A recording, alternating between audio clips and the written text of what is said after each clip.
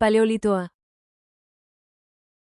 Paleolitoko gizon emakumeek komunitate txikitan antolatuta bizi ziren.